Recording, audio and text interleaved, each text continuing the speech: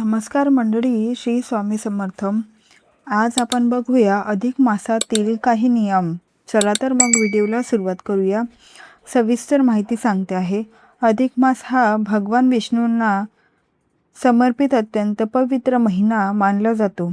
या महिन्यात जप, तप, दान, पूजा, उपवास आणि सत्कर्म केल्यास अनेक पटींनी पुण्य मिळते, असं धर्मशास्त्रात सांगितले आहेत. त्यामुळे या काळात काही विशेष नियम श्रद्धेने पाळले जातात. आता आपण नियम बघूयात. 1. ब्रह्ममुहूर्तावर उठावे. सकाळी लवकर उठल्याने मन शांत आणि प्रसन्न राहते. दिवसाची सुरुवात सकारात्मक होते. 2. उठल्याबरोबर देवाचे स्मरण करावे. श्री हरी किंवा रामकृष्ण हरी नाम घेत दिवस सुरू करावा. 3.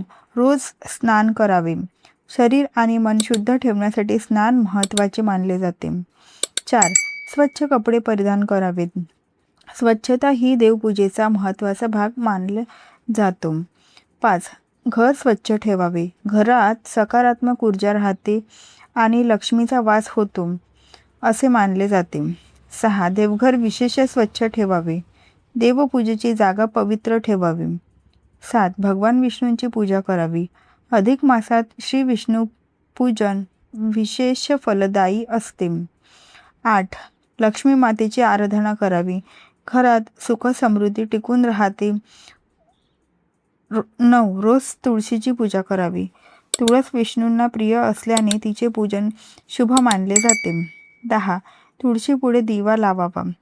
घरातील नकारात्मकता कमी होते असे मानले जाते. 11. ओम नमो भगवते वासुदेवाय मंत्र रोज म्हणावा. हा मंत्र मन शांत ठेवतो आणि भक्ती वाढवतो. 12. विष्णू सहस्त्रनाम वाचन करावे, कारण भगवान विष्णूंची कृपा प्राप्त होते.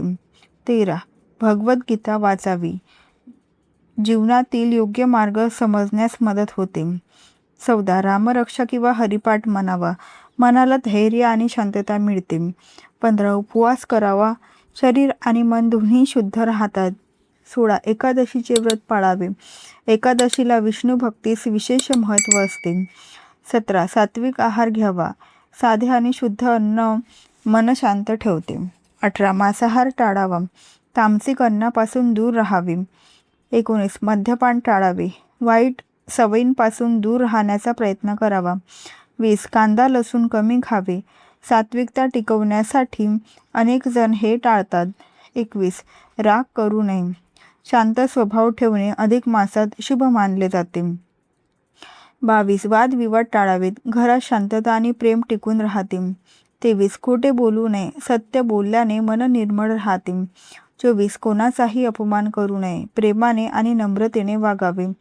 25. मोठ्यांचा आदर करावा. आई वडिलांचे आशीर्वाद जीवनात सुख आणतात.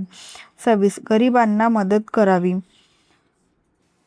दानधर्म केल्याने पुण्य वाढते. 27. अन्नदान करावे. अन्नदान हे सर्वश्रेष्ठ दान मानले जाते. 28. वस्त्रदान करावेत. गरजूंना कपडे दिल्यास पुण्य मिळते. 29. गाईला चारा द्यावा. गोसेवा पवित्र मानली जाते. 30. पक्ष्यांना दाणे पाणी ठेवावेत. जीवदया ही मोठी सेवा मानली जाते. 31. मंदिरात दीपदान करावे. देवाजवळ दिवा लावल्याने घरात सकारात्मकता वाढते. 32. संध्याकाळी आरती करावी. घरातील वातावरण भक्तिमय राहते. 33. शक्य असल्यास भजन ऐकावे. भक्तिगीत मन प्रसन्न ठेवतात. 34. सत्संग करावा. चांगल्या विचारांची प्रेरणा मिळते. 35. वाईट संगत टाळावी. मन चुकीच्या मार्गाला जाण्यापासून वाचते. 36. अपशब्द वापरू नयेत. गोड बोलल्याने नाती चांगली राहतात. 37. मत्सर करू नये. इतरांच्या सुखात आनंद मानावा. 38. लोभ टाळावा. समाधानी राहण्याचा प्रयत्न करावा.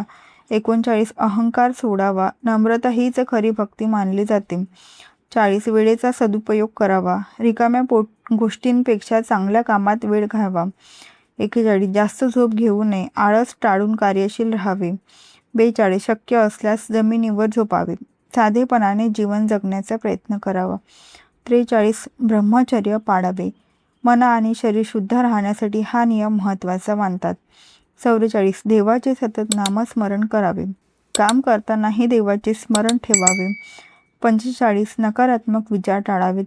सकारात्मक विचारांनी मन आनंद राहते. 46 दुसऱ्याला दुःख देऊ नयेत. सर्वांशी प्रेमाने वागावे. 47 पिंपळाच्या झाडांची पूजा करावी. पिंपळात विष्णूंचा वास मानला जातो. 48 दान करताना अहंकार ठेवू नयेत. दान गुप्तानी मनापासून करावेत.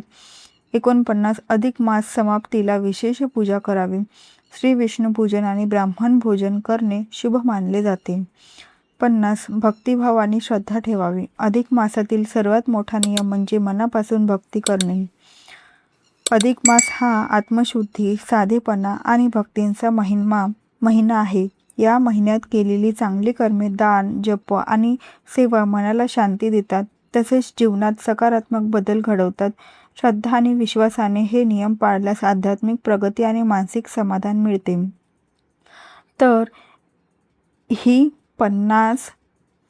तर असे 50 नियम होते. व्हिडिओ आवडला असल्यास व्हिडिओला नेहमी लाईक करा, शेअर करा आणि कमेंटमध्ये श्री स्वामी समर्थ नक्की लिहा. व्हिडिओ पूर्ण पाहिल्याबद्दल अगदी मनापासून तुमची खूप खूप आभारी आहे. धन्यवाद. श्री स्वामी समर्थ. जय जय स्वामी समर्थ.